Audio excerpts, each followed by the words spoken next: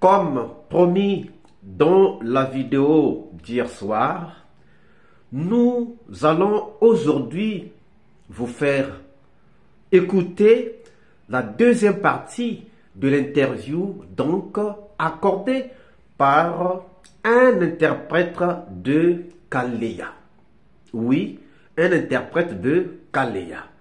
Les questions qu'on a abordées dans cette interview ont déjà été énumérées hier et aujourd'hui, ce qui importe pour cette vidéo, c'est de suivre la deuxième partie de sorte que le soir, nous puissions commencer à décortiquer ces témoignages et à décortiquer tous les autres sujets que nous vous avons préparés pour toute cette semaine. Suivez donc cette partie, sans commentaire.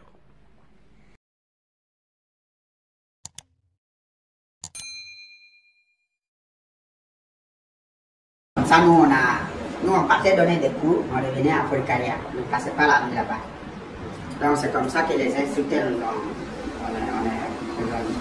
informés, on est venu embarquer dans le pick-up, après on est revenu à Folcaria.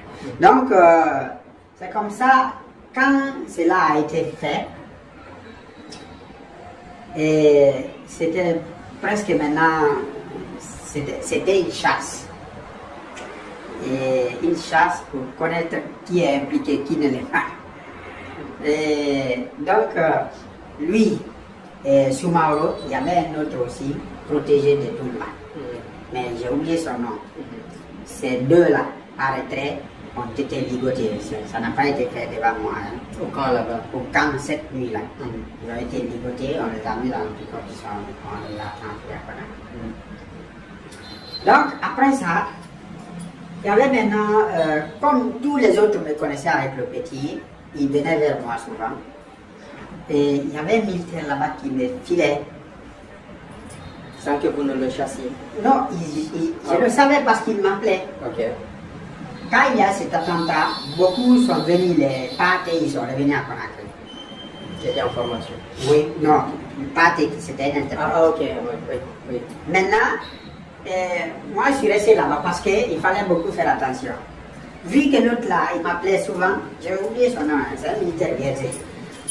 Il m'appelait souvent pour savoir ma position, où je suis. Quelque chose qui n'est pas habituel. Donc je me suis dit, ah, c'est pas bien que moi je me déplace maintenant. Et il n'avait pas l'habitude de vous appeler? Il n'avait pas l'habitude de m'appeler. Ok. Donc, moi, je suis donc resté, beaucoup sont revenus. On est resté, je suis resté, il y avait moi, il y avait Kamara, il y avait Tunkara. Tunkara, oui, c'est lui qui nous a recrutés. Donc, je suis resté, jusqu'à ce que vraiment, il a compris, peut-être, que je n'ai rien à voir avec ça. Donc, c'est comme ça, moi, je suis revenu à Conakry après. Ok. Revenons un peu plus en arrière par rapport à Soumaoro, qui pour vous était un élément de Toumba. Est-ce que dans vos confidences, il vous a dit que est-ce que je remonte peut-être des infos à Toumba ou bien... Non, il ne me l'a jamais dit. Et même ça, c'est les enfants du camp qui ont dit que c'est un protégé de Toumba. Lui, en personne, c'est peut-être à la dernière minute, quand je connais venu à Conakry ici, qu'il me l'a dit, parce que il était venu quand il a été libéré, il était même venu aussi à la maison à Amdalaï. Monsieur Amdalaï. Il a cherché à venir, il m'aimait beaucoup maintenant. Il est venu pour me dire que il a été libéré. Donc voilà, il m'a maintenant dit de parler de son patron. Et c'est lui-même qui m'avait dit que Toumba devait sortir. Pendant tout ce temps, Toumba était là. C'était environ combien de temps après le coup d'État? Après le coup d'État, disons une à 2 semaines. Donc 2 semaines après l'attentat contre Dadis, Toumba était là. Je crois bien, parce que le petit m'avait dit qu'il devait sortir. Et effectivement, quand il est sorti, les gens en ont parlé le lendemain qu'il est sorti de la Guinée. Il était là. Il ne vous a pas dit où il était caché? Non, il ne me l'a pas dit. Lui non plus, il ne savait pas, je ne crois pas. Mais il était en contact avec Kumba Peut-être. après sa libération. Peut-être, sinon il n'allait pas me dire qu'il devait sortir. D'accord. C'est jusqu'à quel moment le colonel Bienvenu a dirigé le camp? Bon, je crois que moi j'ai laissé Bienvenu là-bas. Donc jusqu'après Jusqu'après l'attentat, contre Dadis. jusqu'au moment où le colonel Thiego et je sais pas, que les militaires sont allés chercher les armes pour les réorienter dans un camp. Il était là-bas. Ça c'était à quelle période? Ça après... Ça c'est après l'attentat. Après l'attentat, après que il y avait encore des enfants là-bas, mais voilà, ils savaient déjà que c'était fini quoi. Il y a certains quand même qui disent qu'il a été chassé suite à une révolte. Bon, en fait, ça c'est peut-être après moi. Mais moi je vais laisser là-bas. D'accord. Revenons un peu sur le 28 septembre parce que tout tourne autour de ça. On dit qu'il y a un groupe qui a été débarqué de Kalea au stade et tout. Est-ce que vous avez constaté une certaine absence, peut-être à la veille de ces événements? Qu'est-ce que vous en savez concrètement? Bon, vous savez, après l'attentat, vu que la formation était... Non, le massacre c'est avant l'attentat. Ah, le massacre avant l'attentat, hein? Oui, le massacre du 28 septembre. Vous savez, Bon, il y a eu le massacre. bon, ça, je peux pas... Je peux dire... Bon, je ne peux pas dire qu'il y a eu... Le camp était vaste, je ne peux pas savoir que certains éléments étaient absents. Je ne peux pas le savoir. Mais dans mon régiment, quand même, il y avait des éléments qui étaient encore là. Vous n'avez pas senti leur absence? Non. Votre régiment, il était composé de combien d'hommes? Ah, là, je ne sais pas. Je n'ai pas d'idée. Disons une trentaine. Donc un groupe, hein? On ne peut pas parler de régiment. C'est comme ça on les appelait. Régiment commando, régiment bravo, régiment... C'est comme ça ils appelaient là-bas. C'était la place. Donc vous n'avez pas senti l'absence d'un de vos élèves Non. durant Non. cette période? Non. Et ça, vous avez évoqué votre départ du camp. C'était après, c'est en décembre ou bien en janvier, après le coup d'État? Mon départ, ça c'est en janvier. Hein. Donc vous êtes resté pratiquement un mois après au camp C'est là-bas. en janvier, oui. Non, pas au camp, Oui, enfin, à Forêt-Carrière. à Forêt-Carrière. Parce que, comme je vous l'ai dit, nous on partait avec les instructeurs donner des cours, on revenait à Forêt-Carrière. Donc après l'attentat, il n'y avait pratiquement plus rien quoi. On ne partait plus donner des cours. C'est pas l'instruction venait de qui pour stopper? Je sais pas. Et les formateurs là, quel ont été leur sort, j'ai envie de dire? Bon, ça peut-être c'est après moi, mais je ne sais rien. Après ils sont rentrés. Revenons un peu en arrière par rapport aux armes qui ont été reprises après le coup d'État. Comment cela a été fait? Quels ont été vos constats? Bon, comment ça a été fait? Oui. Bon, je crois qu'il y a une équipe qui a été dépêchée de Conakry, dont le colonel Thibault. Ce jour, j'étais là-bas. Après, ils sont venus, ils ont dit qu'ils voulaient vraiment reprendre les armes. Mais le reste s'est passé avec Ampli et commandant Bienvenu. C'est pas trop. C'est trop militaire quoi. Voilà, je ne sais pas trop savoir là. D'accord, je comprends. Et depuis que vous avez quitté là-bas, vous n'avez pas été inquiété? Bon, il y a l'inquiétude parce que mon oncle m'a même interpellé. C'est pourquoi je ne suis pas, quand l'autre a fait la publication, je n'ai pas cherché à contacter rapidement. Parce que déjà en bas, comme je vous l'ai dit au prime abord, pas que vous aviez suscité l'envie de rencontrer Tolo et de nous parler. Ouais. Mais mon oncle m'a appelé il m'a dit, voilà, il faut faire très... Quand il a vu la publication là, il m'a appelé, il est jusqu'à la cimenterie. Il dit, bien, je vais te voir. Je suis allé, il m'a dit, il ne faut pas parler du problème de carrière avec quelqu'un. C'est un sujet sensible, donc n'en parle pas. Donc, c'est pourquoi je me suis calmé tout ce temps-là. Oui, parce que votre ami, là, il vous a, si vous voulez, lancé comment j'ai envie de dire, un défi. Il vous a demandé d'avoir le courage, vous aussi, de briser le silence, de dire la vérité. Bon, moi, personnellement, il ne me l'a pas dit. Peut-être... non, dans l'entretien. Dans l'entretien, oui. Ok.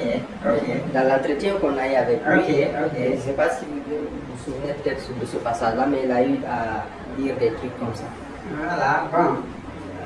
Bon, on ne va pas trop se focaliser sur ce volet-là. Vous avez indiqué que la plupart de ceux qui gravitaient autour peut-être de Dadis avaient des éléments là-bas. Vous avez cité le nom de Toumba. À part lui, quel autre Il y avait Toumba, il y avait Konaté, il y avait des éléments là-bas. Mais la majorité c'était des policiers. Ça, il faut le reconnaître. La majorité c'était des gens de Dadis. Mais chacun d'entre eux quand même avait un petit noyau. Poignée, voilà, un noyau d'éléments. Qui lui était fidèle. Tout à fait. Comment vous avez Même si pas fidèles, mais qui ont été envoyés, c'est-à-dire ce sont ces gens-là qui nous ont recrutés pour carrière.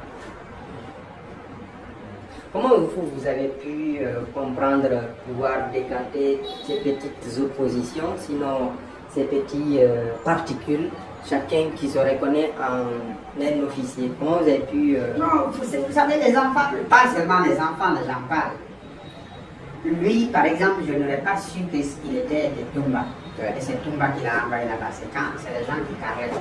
Et même celui, son deuxième là, avec qui il avait été arrêté, lui non plus, je le connaissais.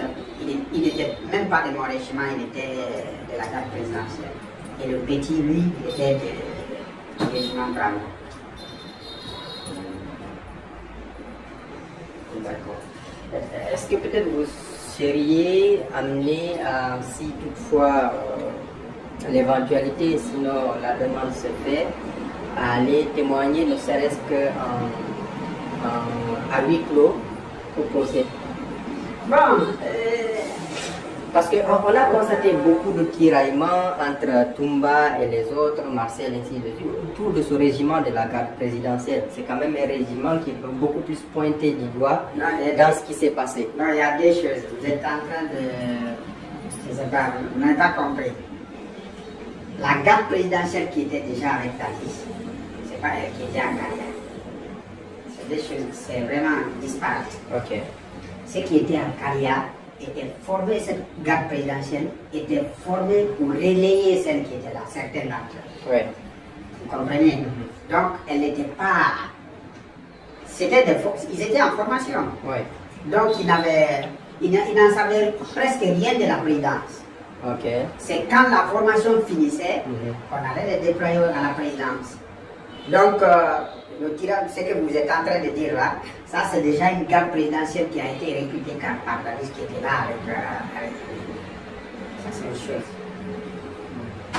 Voilà, donc, c'est pourquoi, après mes analyses, moi je trouve que nous qui avons fait le travail, je ne trouve pas qu'on ait grand chose à être reproché parce que non, nous fraîchement sorti de l'université, on est en quête du boulot, évidemment. On veut prouver notre talent, on nous recrute et on est dans le besoin, on a besoin de petits sous. Qu'est-ce qu'on peut faire? C'est de répondre à une opportunité comme ça. Évidemment, comme tout étudiant. Hein. Voilà, donc... Et comment se faisait la rémunération? Voilà, la rémunération, on était payé à 100 $ le mois. Le mois? 100 $ le mois, oui.